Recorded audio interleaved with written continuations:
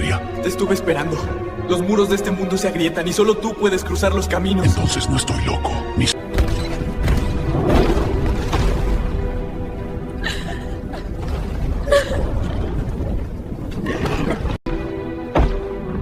¿Qué pasó allá afuera? La explosión nos separó. Kael se quedó atrás para contenerla.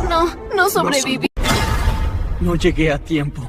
No pude ayudar a Kael. Todo esto es culpa mía.